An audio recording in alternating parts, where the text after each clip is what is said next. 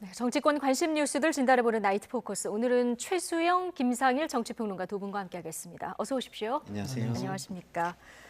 자, 국민의힘 공관위가 현역 의원을 포함한 13명을 단수공천자로 오늘 발표했고요. 경선으로 결정된 17곳도 추가로 발표했습니다. 그리고 은평을 한 곳은 우선 추천 지역으로 결정을 했는데 좀 속도감이 붙는 모습입니다. 253개 가운데 지금 89곳 빼고 후보가 확정이 되거나 아니면은 뭐 경선 방침으로 확정이 된 건데, 자, 오늘 주요 단수 추천지 가운데 조금 눈에 띄는 지역 두 곳을 저희가 모아봤는데요. 먼저 서울 종로입니다. 정치 1번지인데 현역 최재형 의원이 단수 공천 확정이 됐어요. 네. 예. 저는 이제 그 많은 분들이 종로가 전략 지역으로 갈 것이다 예상을 했는데 최재형 의원이 받았어요. 근데 저는 이게 두 가지를 의미한다고 봐요. 그러니까 예. 최재형 의원이 그래도 전직 그 대선 후보 아니었습니까? 네. 예비 경선까지 갔던. 게다가 이제 그 최근 들어서는 굉장히 말하자면 현안에 대해서 이 말을 아끼고 이른바 로우키 전략으로 계속 대응을 했어요. 그러다 보니까 이제 오히려 지역구 관리에 굉장히 공을 쏟고 이런 과정을 통해서 굳이 여기가 이제 또 현역 의원이 국민의힘 현역 의원이 있는 곳인데 굳이 또 다른 사람을 투입해서 전략 지역을 한다는 건 명분에도 맞지도 않지 않습니까? 박진 의원 재배치 관측도 있었잖아요. 그렇죠. 그래서 박진 의원이 원래 종로에서 3선을 하셨지만 예. 그럼에도 불구하고 현역 의원이 국민의힘인데 같이 보내서 경선을 붙이기도 그렇고 단수 전략 지역 하기도 그래서 아마 박진 의원은 서대문 을로 아마 돌리는 쪽으로 이렇게 아마 가닥이 잡히지 않느냐라는 관측들이 많습니다. 그리고 박진 의원도 당의 어떤 결정이라도 자기는 수용하겠다 이렇게 밝혔기 때문에 아마 이런 식으로 교통정리의 자연이 되는 것 같고 최재형 그 의원을 공천함으로써 저는 비주류에도 상당 부분 공을 또 들일 수도 있다. 그다음에 차별과 우리는 공정을 훼손은 없다라는 시그널을 확실히 준 것으로 생각이 됩니다. 그리고 윤희숙 의원은 네. 뭐 사실은 공정성 시비가 붙을 수도 있었지만 그럼에도 불구하고 제가 윤희숙 의원을 이렇게 빨리 배치한 거는 중구 성동을 이제는 상징적인 서울의 가운데 전략적으로 부상했기 때문에 네. 빨리 안정적인 후보를 투입함으로써 여기에서 좀 경쟁력을 더 강화시키자 그런 측면인 것 같아요. 그래서 오히려 이제는 윤희숙 의원의 맞상대인 민주당 후보가 누구로 결정될 것인가 이게 오히려 관심을 끌면서 윤희숙 의원의 정치적 중량감은 조금 더 키워질 것 같습니다. 중성동구 갑이죠. 네, 그렇습니다. 윤희숙 전 의원 단수 공천을 받았는데 네. 뭐 처음에 임종석 대항마로 이제 거론이 됐었는데 정작 네. 민주당에서는 임종석 의원이 받기 좀 어려워 보이는 이런 상황이라서요. 그렇죠. 이게 네. 어떻게 봐야 될까요? 제가 볼 때는 뭐 정치는 뭐 생물과 같아서 네. 언제 어떻게 바뀔지 몰라서 그렇죠. 100% 확신할 수는 없지만 90% 이상 임종석 전 실장이 받기는 좀 어려워 보입니다. 예. 그 이유는 뭐 저희가 많이 토론을 했듯이 임종석 전 비서실장은 상당한 그 의미를 가져요. 특히 총선 이후에 갖는 의미가 총선 이전에 갖는 네. 의미보다 훨씬 큽니다. 총선 이후에 소위 말하는 비명계의 구심점으로 떠오를 수 있고 차기 대선 주자로 떠오를 수 있는 인물이기 때문에 사실상 친명 입장에서는 총선 이후를 생각하면 공천을 안 줄 수 있으면 최대한 주지 않는 것이 좀 편한 거 아니냐 이렇게 좀 그런데 생각할 수 이게 있는 이제 것이죠. 여당 입장에서는 여기가 그래도 험지잖아요. 네. 예, 뭐 윤희숙 후보라는 뭐 강력한 후보가 나오긴 했습니다만은 네. 임종석 의원을 빼고 네. 다른 사람을 넣었을 때 네. 만약에 민주당이 진다 그러면 그 후폭풍 어떻게 하면 됩니까? 그러니까 이제 그런 지역이 저기만은 저는 아니라고 봐요. 왜냐하면 지금 민주당이 뭐 한동훈 비대위원장이 살짝 공천을 지금 약간 교묘하게 지금 해 가는데 그 부분을 지적하기 어려울 정도로 지금 네. 내홍이 너무 심하거든요. 상대적으로 굉장히 못하고 있거든요. 그렇기 때문에 우리가 이제 그렇게 얘기를 하죠. 감나무 전략이라고. 윤석열 대통령만 보고 감나무에서 감 떨어지기를 바라는 전략이다. 네. 뭐 혹자는 또 이거는 클린스만호의 뭐 전략 아니냐. 사실상 전략도 없고 뭐 아무것도 없이 뭐 선수만 보고 기다리는 그런 네. 거 아니냐. 이 정도의 비판이 나올 정도로 지금 내용이 휩싸여 있는데요. 결국 그런 것이 아니라면은 서울 수도권에서는요, 기본적으로 정권 심판론이 높고요.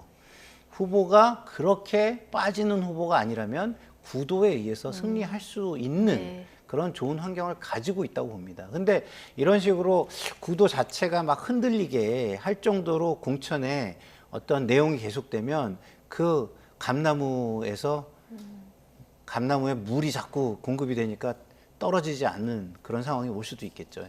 네. 네. 민주당의 지금 공천 상황까지 곁들여서 말씀해 주셨는데요. 자, 서울 중성동을 여기 당의 중량급 인사들 3명이 한꺼번에 공천 신청을 해서 굉장한 관심 지역인데 경선 지역구로 확정이 됐어요. 이제 3분이 경선을 치르는 거죠. 네, 그렇습니다. 근데 제가 보기에는 예. 사전 조율을 한 것 같은데 사전 조율이 어려우니까 그럼 사후 조율을 하겠다는 의지 같아요. 그러니까 네.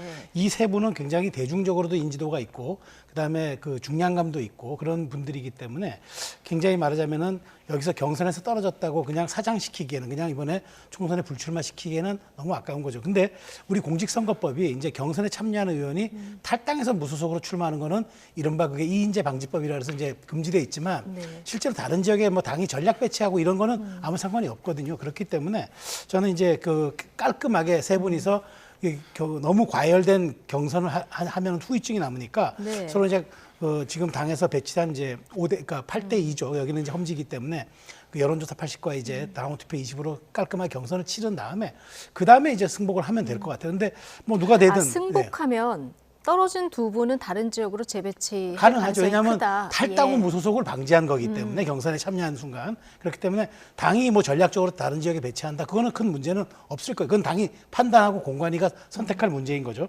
그래서 저는 이제 여기도 그렇게 과열되거나 한 것 같지 않아요. 그러니까 사전에 정리가 되면 더 좋았겠지만 예. 그건 사후 정리도 가능성이 있기 때문에 이 중성동을이 뭐 굉장히 뭐 후유증이 있다 혹은 경선이 과열된다 뭐 이런 상황으로 갈 것 같지는 않습니다. 예, 서울 중성동을은 경선 후에 사후 정리 가능성이 이제 커 보인다. 나머지 떨어진 두 분도 재배치를 가능성이 크다고 보셨고요. 네. 그래픽 다시 한번 주시면 마포갑에는 신지호, 조정훈 네. 두 분이 경선을 하는 것으로 정해졌고요. 네. 여기 현역은 민주당 노웅래 의원이죠. 네. 네. 그러니까 뭐 험지에다 재배치를 한다면 뭐 그나마 저분들이 인지도가 상당히 있는 분들이기 때문에 뭐 굉장히 좀 유용성이 있다. 이 표현이 좀 사람에게 쓰기 맞는 표현인지 모르겠습니다만 어쨌든 그런 부분이 존재한다고 보는데요. 근데 이제 저분들이 그걸 받아들일 것이냐는 또 다른 문제인 거예요. 험지로 가서 예. 어려운 선거를 치르는 거를 좋아할 수는 없잖아요. 근데 뭐 물론 뭐 여러 가지를 따져봤겠습니다만, 근데 여러 가지를 따져봐서 그나마 해볼 만한 데가 이곳이라고 해서 온 건데 험지로 가면은 그게 쉽다라고 생각할까요? 이게 그 선거를 한번 치르면 그 비용이라든가 에너지라든가 이런 것들이 뭐 상당히 들어가는데 그거는 또 저는 또 봐야 될 일이라고 오늘 저는 발표가 생각합니다. 된 데는 뭐 좀 조율이 있었던 거 아닐까요? 당내에서? 뭐 그럴 수도 예비 후보들을 있고, 수용을 했거나. 그럴 수도 있고, 예. 그러니까 재배치까지 뭐 네. 조율이 됐는지는 저는 잘 모르겠습니다. 경선이 끝나야 그건 결정되는 거니까 지금 저는 네. 이제 재배치 얘기를 하고 있는 거라서 예. 예. 경선을 치르는 거는 저는 당연하다고 생각합니다. 오히려 제가 얘기를 못했는데 최재형 의원이 경선 없이 현역으로 단수 공천된 거 저는 이런 부분들이 좀 문제라고 봐요. 왜냐하면 종로도 경선을 했어야 맞다. 그렇죠. 웬만하면 경선을 기본으로 가는 게 저는 맞다고 생각하고 거기에 신인들이 좀 어렵다면 신인들이 그 동등하게 경쟁할 수 있는 가점이나 다른 장치를 강구해서 하는 게 맞는 게 왜냐하면 이번 공천에서 내세운 게 뭐였습니까? 통합, 험지, 희생, 불출마 뭐 이런 거였잖아요. 네. 근데 그런 거는 거의 보이지 않고요. 대부분 지금까지 희생을 강요당한 건 다 비주류들이었다. 지금 이렇게 좀 보입니다. 근데 이거를 민주당에서 이렇게 밝혀가지고 아주 날카롭게 지적을 하면서 들어가야 되는데 민주당이 지금 너무 못하고 있기 때문에 이게 상대적으로 지금 가려지는 거예요. 근데 이렇게 친윤이나 아니면 현역들을 안전하게 만약에 공천을 한다 그러면은 물갈이 개혁 공천은 없는 것이고 결국 남는 것은 처음에 저희가 의심했던 네. 김건희 여사 방탄 공천이 되는 것이죠. 예. 경선이 가장 깔끔하다. 그쵸. 예. 자, 국민의힘 주요 경선 지역구 조금 더 보실 텐데요. 자, 울산 남을 김기현 전 대표가 현역으로 있는 지역인데요. 자, 경선을 치르게 됐습니다. 성남 분당을 김은혜 전 홍보수석이 도전장을 내밀었는데요. 김민수 대변인하고 김은혜 홍보수석하고 지금 경선을 치러야 되는 이런 상황입니다. 동해 태백 삼척 정선 자, 여기는 이철규 의원이 현역인데, 자, 전 사무총장이기도 하고 공관위원이기도 한데, 자, 모두 경선을 치르는 이런 상황이고, 특히 이철규 의원 같은 경우는 단수공천 요건이 됐는데 본인이 경선을 자청했다고 해요. 자, 어떻게 보십니까? 저는 이 세 곳을 좀 제각각 들여다봐야 한다고 봐요. 그러니까 이게 지금 그 말하자면은 국민의힘의 컨셉 공천이라고 좀 보는데 뭐냐. 그럼 김기현 전 대표에게는 사실 북구 출마 제의가 있었다고 하잖아요. 예. 근데 이제 거부하고 하다 보니까 박맹호 이제 그 전 울산 시장을 붙였는데 이분도 재선 의원인가에다가 울산 시장을 경험해서 경쟁력이 만만치 않아요. 그러니까 지금 김기현 전 대표가 이 부분에 대해서 본인이 거부했기 때문에 그러면 굉장히 허들이 높은 경선을 붙여가지고 여기에 대한 승자는 예측이 어렵습니다. 네. 그래서 이거는 당의 헌신성과 선당후사를 요구했던 데 대한 어떤 당의 대응이라고 저는 보여지고요. 두 번째, 분당을에 이제 김은혜 후보와 김민수 후보는 제가 듣기로는 여론조사가 좀 팽팽했다고 해요. 예. 그래서 결국 이거는 경선으로 갈 수밖에 없지 않냐니까 이거는 당이 정확하게 이길 수 있는 후보를 공천하겠다는 그 모토에 맞는 것 같고 세 번째 이철규 의원 이거는 말이죠. 이렇게 보면 될 것 같아요. 지금 최근에 한동훈 의원의 측근이라 할 수 있는 사람들이 전부 단수공천된 사례가 없습니다. 장도영 사무총장 네. 거기도 경선하기로 예. 했고요. 지금 김영동 비서실장은 아예 지금 그 경선인지 단수인지 얘기도 예. 안 하고 있어요. 아마 본인 속이 매우 탈 겁니다. 그리고 이철규 총장 자청해서 경선 받겠다 했잖아요. 그러니까 측근도 이렇게 말하자면은 공정과 정말 어떤 그 말하자면 경쟁에서 단 한 치도 이탈함이 없는데 어떻게 다른 사람들이 여기에 이의를 제기합니까? 저는 그래서 굉장히 그립을 잡기 좋은 명분과 그런 어떤 말하자면 정치적으로 굉장히 아마 선택적으로 보면은 이 한동훈 위원장과 정 공관위원장이 굉장히 밀당 전략을 잘 구사하고 있는 것 아닌가 그런 생각이 들어요. 예. 현재까지 국민의힘 공천을 봤을 때 뭐 큰 갈등 없이 진행되고 있다. 이게 좀 대체적인 평가이긴 한 것 같은데요. 컷오프 당한 일부 후보들 반발도 조금 일부 나오고 있고 그렇죠. 그리고 이제 TK 25곳 가운데 단수 추천받은 곳 4곳밖에 안 되지 않습니까? 네. 강남도 아직 안 정해졌어요. 네. 자, 이 지역들의 현역 물갈이라든가 재배치가 발표가 되는 것이 이제 여당의 핵심 그 공천에서 지켜볼 대목인데 정영환 위원장이 이제부터가 고차 방정식이라고 하지 않았습니까? 이제부터가 고차 방정식인데 제가 볼 때는 지금부터도 아까도 말씀드렸지만 교묘하게 국민들의 눈을 피하는 굉장히 교묘한 약간의 저는 기만 섞인 공천이 이루어지고 있다고 저는 보는 거예요. 지난주까지만 해도 잘하고 있다는 그렇죠. 지난주는요. 일단은 비주류의 재배치였어요. 예. 비주류의 재배치지만 그래도 거기에서 불만이나 갈등이 제어되고 김성태 전 원내대표도 백의종군을 선언하고 김무성 의원도 사실상 그 공천 그 주도권에 힘을 실어주고 이런 좋은 모습이었죠. 근데 민주당이 반면에 너무 여기에 경쟁이 상대적으로 경쟁이 안 될 정도로 못하니까 계속 상대 우위가 이루어지는 걸 틈타서 제가 볼 땐 긴장이 좀 풀렸다. 저는 이렇게 특히 어떤 생각합니다. 부분이 그렇다고 보십니까? 현역들을 거의 다 대부분 단수 공천으로 지금 하고 있어요. 예? 물론 경선을 하는 데도 있지만 이철규 의원 같은 경우는 비주류에다가 요구했던 거를 생각하면 험지 재배치나 불출마를 해야 맞는 사람이에요. 근데 네. 자기 자기 지역구에서 마치 선심이라도 쓰는 것처럼 경선하겠다 이러면 저 경선이 어떻게 공정한 경선이겠습니까? 저 정도 되는 인물이 대통령의 최측근이고 권력을 행사하고 당의 공천권을 다 쥐고 휘두르는 정도의 사람이면 제가 볼 때는요 신인한테는 한 70% 가점 주고 하는 게 맞아요. 예. 예. 그 정도 돼야 그게 아까 제가 말씀드렸잖아요. 그 레블링 더 필드 그 플레이그라운드라고 이 수준을 경기장에 기울어지지 않게 수준을 경기를 할 수 있게 맞춰주는 게 되는 거 아니겠습니까? 예. 그래서 저는 이런 것들이 다 민주당 탓이에요. 제가 보면 우리 당 탓입니다. 왜냐하면 조금 이런 상대적 우위를 저쪽이 갖게끔 이렇게 교묘하게 해도 그거를 지적하고 눈에 보여지게 할 수 없을 정도로 지금 내용을 겪고 잘 못하고 있기 때문에 나타나는 현상이라 제가 뭐라고 할 수는 없습니다만 그래도 평론가의 입장에서는 이것은 제가 볼 때는 희생적인 공천, 개혁적인 공천, 예. 그리고 처음에 약속했던 물갈이 공천과는 거리가 먼 공천이고 네. 결국은 그것은 김건희 여사의 특검법 방탄을 위한 공천을 교묘하게 하고 있다라고 저는 볼 수밖에 없습니다. 상대 평가에서 좀 괜찮다는 평가가 네. 나올 뿐이지 네. 국민의힘 희생은 아직 모자라다. 자, 이렇게 이제 진단을 하셨는데 오늘 한동훈 위원장 그 비대위 회의에서 우리는 아직도 어렵고 아직도 쫓는 입장이다 이렇게 진단을 했거든요. 한동훈 위원장의 진단 어떻게 보십니까? 이게 많이 듣던 목소리 아닌가요? 우리 2002년 월드컵 때 우리가 조금 초반에 승리할 때 히딩크가 뭐라 그랬습니까? 우리는 아직도 배고프다 그랬잖아요. 예. 기억하실 거예요. 똑같은 얘기입니다. 지금 무언가 약간 구도가 변한 것 같고 정권 심판론에서 거야 심판론으로 약간 이동하는 것 같고 이런 그런 징후들도 보이고 약간 그런 여론조사에 그런 게 나타나지만 아직도 그렇지만 달라진 것은 없다. 왜냐하면 공천이 확정된 것도 아니고 민주당이 지금 다 공천한 것도 아닌 상황에서 이걸 지금 우리가 아직도 잡음이 없고 매끄럽게 진행된다고 우리가 벌써 우위에 섰다 이렇게 보기는 어렵죠. 오히려 그런 작은 자만감이 또 더 큰 불씨가 되기 때문에 선거를 앞두고는 1점 득점하는 것도 중요하지만 더 실점하지 않는 게 더 중요합니다. 그래서 정말 그 스포츠에서도 가장 강한 강팀은 수비를 잘하는 팀입니다.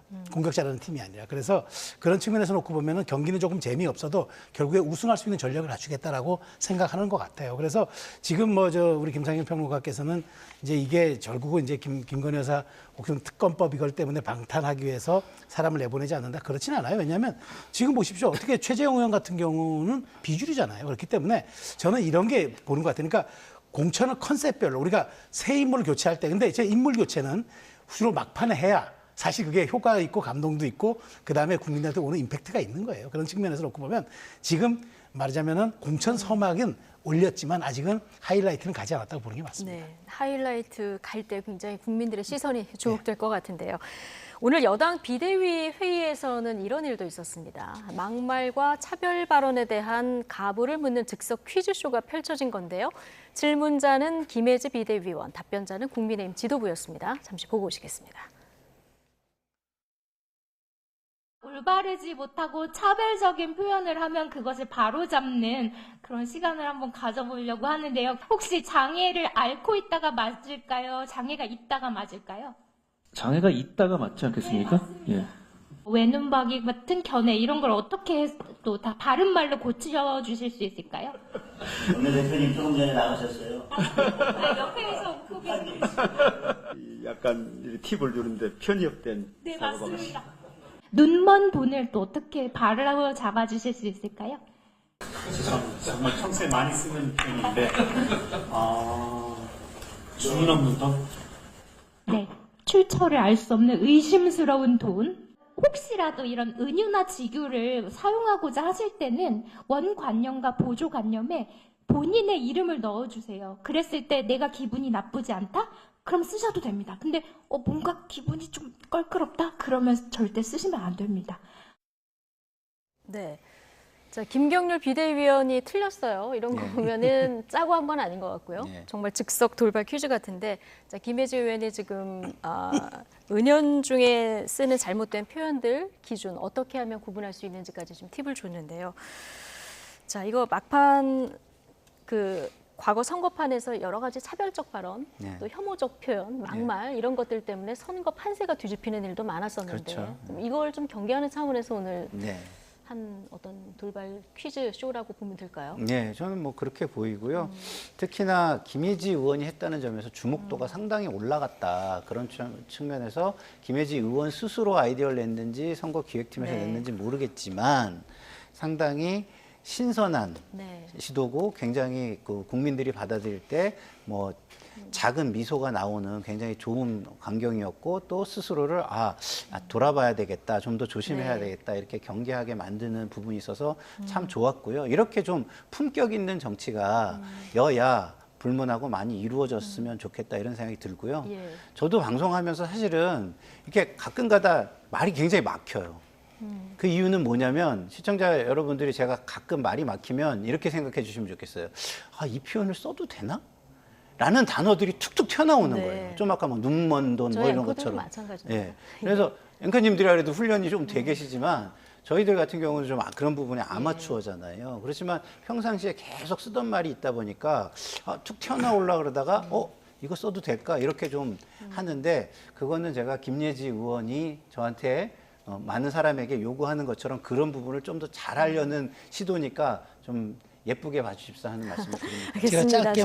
제가 짧게만 여기 말씀드릴까요? 그러니까 이게 물론 선거 전략적 차원에서 막판에 이제 그런 실수를 방지하는 그런 것도 있지만 제가 보기에 이건 의도된 전략일 수도 있어요. 왜냐하면 지금 이준석 대표가 그 지금 배복주 전장년 그 부인과의 지금 갈등설 때문에 지금 입당 여부 가지고 논란이 많잖아요. 결국에 장애인에 대한 문제 아니었습니까? 지금 그 타이밍이 갈등이 최고조 있는 타이밍에 김예지 의원의 이런 것을 함으로써 개혁신당을 겨냥한 거다. 상당 부분 차별성을 좀 부여하고자 하는 그런 메시지 전략이 담긴 오늘 회의가 아니었나 저는 나름대로 분석합니다. 예.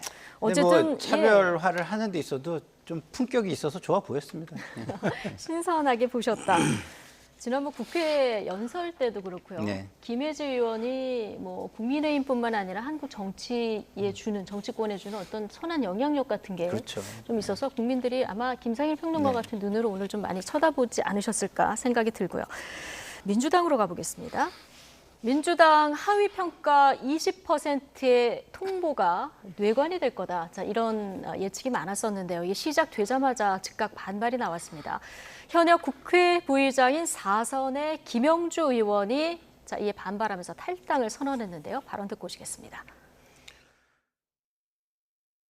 저는 이제 민주당을 떠나려고 합니다. 저는 친명도 아니고 반명도 아닙니다. 하지만 그런 저를 반명으로 낙인 찍었고 이번 공천에서 떨어뜨리기 위한 명분으로 평가 점수가 만들어졌다고 판단합니다. 저에 대한 하위 20% 통보는 민주당이 이재명 대표의 사당으로 전락했다고 볼 수 있는 가장 적나라하고 상징적인 사례가 됐다고 생각합니다. 민주당이 잘 되기를 바라지만 이재명을 지키지는 않겠습니다. 자, 하위 20% 평가, 자, 오늘부터 통보가 된 것 같은데요. 네. 김영주 의원 여기 포함이 된 것 같았어요. 네. 모멸감을 느낀다. 네. 자, 이러면서 민주당이 잘 되기를 바라지만 이재명을 지키지는 않겠습니다 하면서 이제 탈당을 선언을 네. 했거든요. 앞으로 그러니까 이런 사례가 더 늘어날까요? 뭐 그건 알 수 없죠. 네. 알 수 없고 20%가 얼마나 통보가 됐는지도 지금 모르잖아요. 20%가 다 통보됐는데 김영주 부의장만 있는 것인지 아니면 몇 명 안 했는데 벌써 이게 나오는 것인지에 따라 또 다른 것이고요. 그렇지만 이런 생각은 듭니다. 기본적으로 김영주 의원이 4선의 국회 부의장이고 여성 부의장이에요. 그렇기 때문에 선수가 조금 한 선수 아래인데도 굉장히 상징성이 있는 인물이거든요. 그래서 5선이 돼서 국회의장을 도전해 보겠다라고 사실은 생각하고 있는 분으로 제가 알고 있습니다. 예. 근데 그런 분이 탈당까지 선언할 정도면은 제가 볼 때는 아마 이것을 설득하거나 구체적인 근거를 통해서 승복시키는데 지도부가 실패한 거 아닌가 저는 이렇게 보는 게 맞다고 봐요. 그러면 지도부가 이런 공천에 있어서 그 후보자들을 승복시키는 방법은 제가 볼 때는 지금까지 제가 국회에서 정치권에서 있으면서 보아온 방법은 딱 두 가지입니다. 하나는 보다 높은 권위, 도덕적 권위를 스스로 확보하는 거예요. 그건 뭐냐? 자기 희생이나 자기 주변의 측근들의 희생을 먼저 보여주고 예. 난 다음에 다른 사람들이 희생을 요구하는 방법 하나. 또 하나는 굉장히 명확한 기준 그리고 투명하고 공정한 어떤 과정 뭐 이런 걸 통해서 그거를 또 나중에 결과로서 물론 대중에게 공표하거나 유권자에게 공표하기는 좀 어려워요. 그렇지만 적어도 그 게임에 참여했던 플레이어한테는 보여주고 설득할 수 있는 그 정도의 명확하고 투명하고 공정한 경선 과정과 결과, 기준 이런 것들이 존재해야 되거든요. 근데 그런 것들을 보여주면서 설복시키는 과정은 없지 않았는가 이런 생각이 좀 들어서 앞으로도 이런 일이 발생할 수 있기 때문에 저는 이런 부분에 대해서는 적어도 경쟁자에게는 그런 것들을 승복시킬 수 있는 방법을 빨리 마련하고 좀 빠르게 대응하는 모습이 좀 필요하다. 그렇지 않으면 한동훈 비대위원장의 공천이 상대적으로 자꾸 좋아 보이게 만드는 우를 범하게 되는 것이다. 오늘 이런 생각이 상대평가 듭니다. 이게 계속 많이 해주시는데 공천 과정의 잡음을 흡수하는 것이 당대표의 역할에 대해 그럼요. 한동훈 위원장 얘기이기도 한데 지금 민주당에서 4선의 국회 부의장인 김영주 의원이 탈당에 이르기까지 온 걸 보면 설득이 부족했다 이런 진단이시거든요. 저는 설득뿐만 아니라 설득은 당연히 부족했지만 이재명 대표가 지난달에 민주당의 공천은 공정하고 엄정하고 시스템적으로 진행될 네. 것입니다라고 얘기했는데 이게 다 거짓말이었잖아요. 이게 드러나잖아요. 지금 반발이 지금 김용주 의원이 모멸감이라는 단어를 느꼈는데 이분이 그 우수 의원을 받는 그 날에 지금 이 통보를 받았다는 거예요. 네. 그러면 도대체 무슨 기준으로 나를 컷오프를 하느냐? 20%에 하위 20%에 드느냐? 이유는 간단하겠죠. 저는 이렇게 봅니다. 이분이 정세균계의 수장 역할을 했기 때문이라고 봐요. 자, 지금 여론조사 돌리면서 유령 여론조사라고 반발하는 지역구 있죠. 의원을 빼고 도대체 공관위는 돌리지 않았다는데 돌았다는 여론조사. 근데 거긴 이름도 모르는 친명계 인사들만 들어있는 그 여론조사. 이게 서른 의원 지역구, 홍영표 의원 지역구, 이인영 의원 지역구 다 오늘 돌았다고 그래요. 근데 보십시오. 서른 의원은 이낙연계 수장이었고 홍영표 의원은 친문계 리더였어요. 예. 그다음에 이인영 의원은 김근태계의 또 직계였습니다. 자, 그러니까 그다음에 김근태 의원의 부인마저도 지금 컷오프, 네. 그러니까 컷오프라기보다는 불출마를 종용했잖아요. 지금 김상일 평론가께서는 국민의힘이 비주류의 희생만을 요구했다는데 이거는 비주류를 솎아내는 게 아니라 사냥하고 싶다 하는 거예요. 그런데 그러다 보니까 지금 친명이라고 했던 이수진 의원조차 예. 이재명 대표는 물러나라고 정성호 사무총장, 예. 정성호 사무총장 아니죠. 조정희 사무총장 물러나라고 직격하지 않습니까? 저희가 지금부터 이제 그 얘기를 네, 그래서 좀 저는 다뤄보려고요. 이제 예. 물꼬가 터진 겁니다. 이제 균열이 뚜개 갔어요. 균열이 한 번 간 건요. 조금만 충격파가 더해지면 네. 그대로 더 무너질 수 있습니다. 지금 예. 그 모멘텀이 와 있다고 좀 봐요. 아, 그렇군요. 지금 뭐 민주당 내용 때문에 탈당하는 의원들이 늘어날까, 그래서 제3지대로 갈까 이 부분도 관심인데 제3지대도 지금 변수가 생긴 상황이라서 이 얘기는 잠시 뒤에 띄어서 또 다뤄보도록 하고요. 민주당 내에서 밀실 공천 의혹 좀 불거져 있는데 지금 말씀하신 대로 특히 비명계 현역 의원들 다수가 제외된 출처불명의 후보 적합도 조사가 시행돼서 당이 지금 술렁이는 모습입니다. 일단 당 지도부는 해당 여론조사 당 차원에서 진행된 것이 아니다 이렇게 선을 긋고 있는데요. 하지만 비명계 현역 의원들은 부글부글 끓는 모습입니다. 발언 듣고 오시겠습니다. 공천 시기에 다양한 선거 전략 등등을 위해서 다양한 조사들이 행해지는 게 일반적이긴 합니다.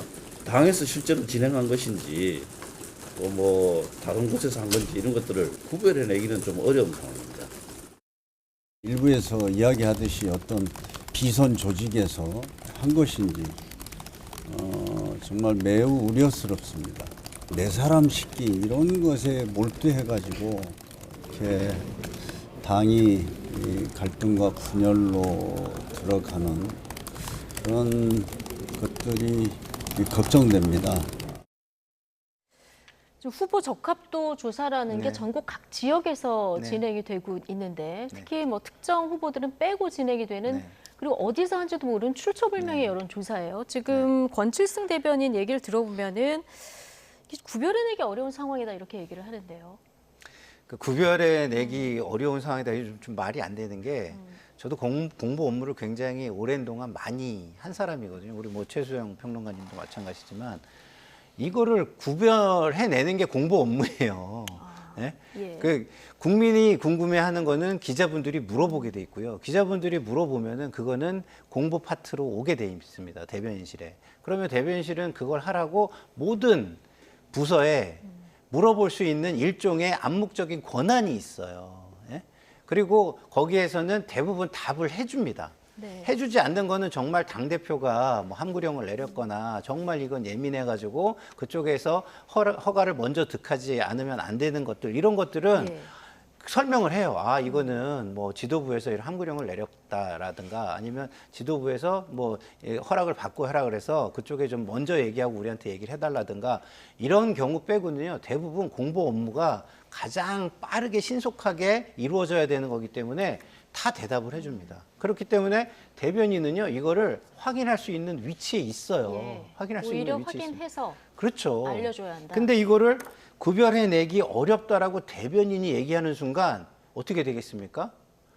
그 당이 굉장히 뭔가 투명하지 못하다라는 느낌을 국민에게 줘버리는 거예요.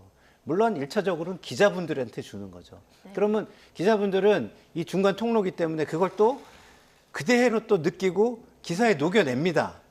그럼 어떻게 되겠어요? 국민들은 저 뭐지? 민주당은 지금 그게 투명한 공천이나 아니면 공정한 공천이 좀 말로만 있고 결국에는 없는 건가? 그렇기 때문에 지금 반발하는 사람들도 우리가 이해를 해줘야 되는 네. 건가? 여기까지 가게 되는 거고요. 그렇게 되면 결국 총선에는 굉장히 악영향을 미치는 게, 자, 정권의 중간 심판의 성격이 있는 선거잖아요. 그러면 심판을 하려면 그냥 심판하는 게 아니라 뭐가 있어야 됩니까? 그 자리를 메꿀 사람들이 존재해야 되잖아요. 그건 대안이 있어야 되는 거예요. 그러면 대안에 대한 의구심을 갖는 순간 그게 뭘로 바뀝니까? 대안 부재론으로 바뀔 수가 있습니다. 그러면 대안 부재론이 만약에 심판론보다 앞서면 어떻게 되겠어요? 어쩔 수 없이 심판을 못하게 되는 겁니다. 그 부분을 민주당이 빨리 자각해야 된다, 이런 생각이 듭니다. 예. 자, 앞서 이인영, 홍영표, 서른 의원 지역구, 그러니까 이 비명 의원 지역구에 해당 의원 뺀 여론조사가 진행된 부분 얘기해 주셨는데, 이게 그런데 이수진 의원 지역구에서도 진행이 됐습니다. 이수진 의원은 친명 강경파 초선 의원 모임의 철험의 소속인데, 이 지역에 자, 추미애, 전현희 이런 이 두 분을 넣어서 이제 여론조사가 진행됐다는 보도가 각각 이제 나온 상황이라서 이수진 의원이 강하게 반발하지 않았습니까? 전체적으로 어떻게 봐야 됩니까? 이제 이수진 의원이 이렇잖아요. 사실 지난번에 그 이수진 의원이 사법개혁의 일환으로 현직 판사를 끌어다가 전략공천에서 사실 어려웠던 지역 아닙니까? 나경원 의원이 버티고 있는데, 근데 가서 4년 동안 본인은 이겨놨더니 이제 또 쓸모없어졌다고 다시 또 새로운 사람을 갖다 꽂느냐? 그러면 민주당의 도대체 인재 영입이 뭐냐? 민주당이 갖고 있는 인재 영입에 대한 기준과 그 인재를 쓰는 기준은 뭐냐? 항변하죠. 그래서 그 기사를 링크했다는 거 아닙니까? 링크하면서 단톡방에 링크하면서 이제 나보고 나가라 하는 거냐 하는데, 이런 게 저는 공정하지도 않고 상식적이지도 않고 투명하지도 않고 객관적이지도 않아요. 근데 이걸 시스템 공천이라고 한다? 그러면 이 여론조사 누가 돌린 겁니까? 유력이 돌린 겁니까? 그래서 유력 여론조사냐고 지금 반발이 터져 나오는 게 그래서 하는 거예요. 그래서 이렇게 보이지 않는 손, 혹은 정말 아무도 어떤 그 암묵적인 상태에서 누군가가 뒤를 요람을 흔드는 손처럼 뭔가 이렇게 지금 영향력을 행사하고 있는 거 아닌가, 이런 의심이 끊임없이 돌 때는 이 리더십은 온당하게 행사되지가 못해요. 알겠습니다. 자, 지금 화면에 나가는 의원이 이제 동작을 현역 이수진 의원이고요. 여기 국민의힘에서는 나경원 전 의원이 단수 공천된 상황이라서요. 자, 누가 대항마로 들어갈지, 자, 이 부분까지 지켜보도록 하고요. 다음 주제로 저희가 넘어가겠습니다. 서울전에 극적으로 세력을 규합한 개혁신당 얘기를 좀 해볼 텐데요. 빅텐트를 치자마자 위기에 봉착한 모습입니다.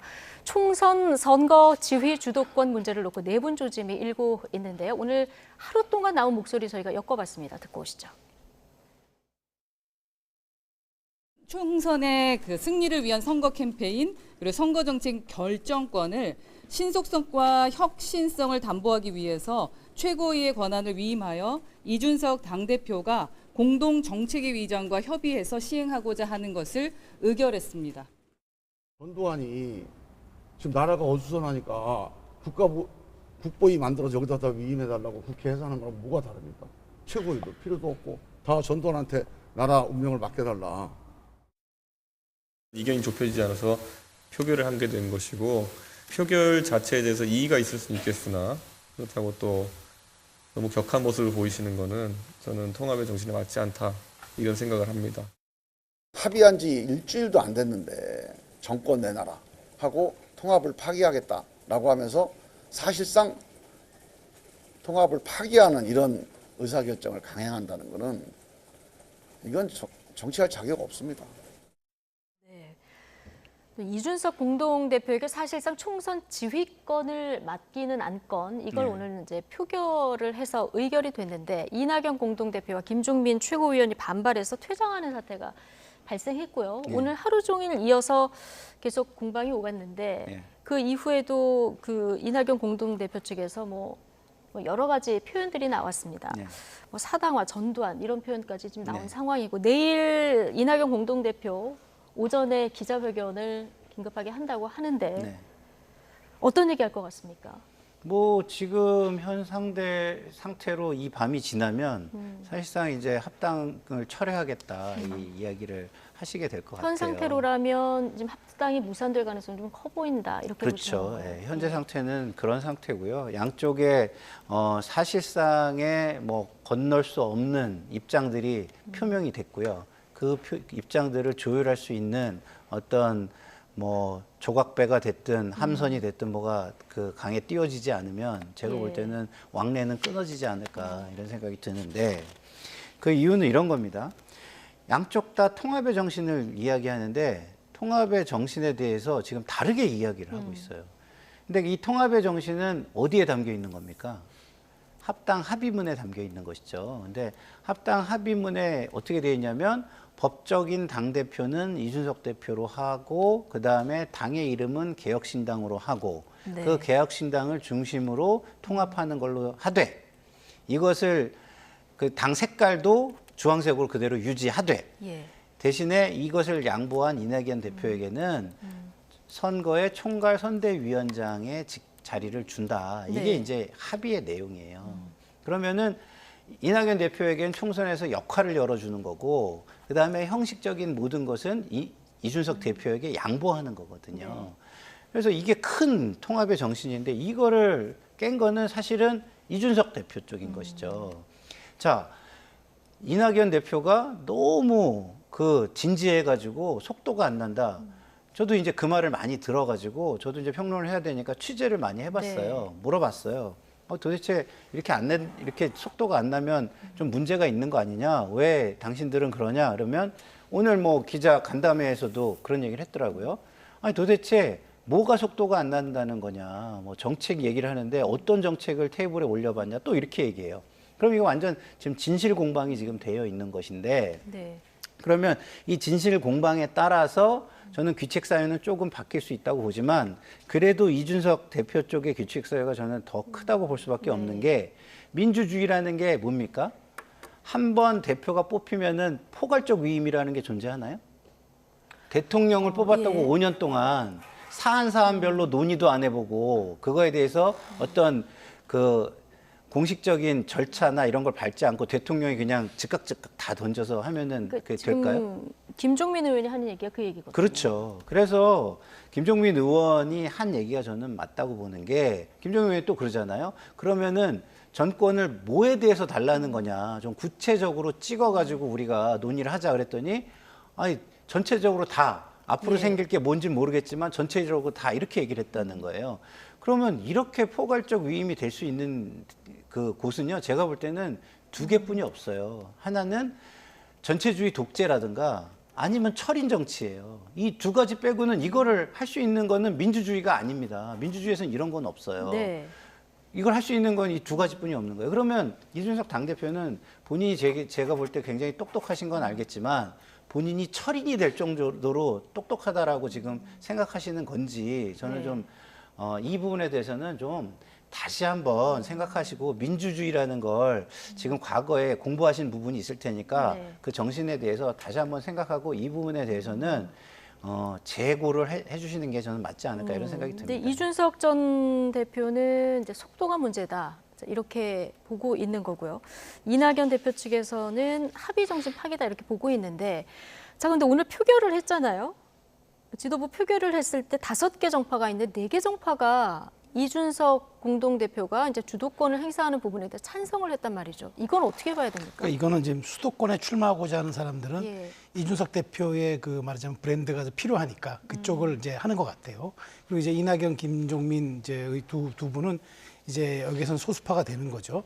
근데 여기서 저는 이렇게 봅니다. 그러니까 원래 지금 이거는 예고된 파행이 맞아요. 왜냐하면 이 지금 상태가 분당은 아닙니다. 이건 왜냐하면 정확한 표현은 지금 정치적 선언으로서의 합당뿐이지 법률적인 것까지 합당이 된 건 아니에요.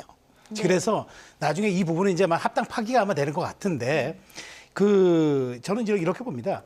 원래 정당이라는 게 객관적이고 중립적인 정당은 없어요.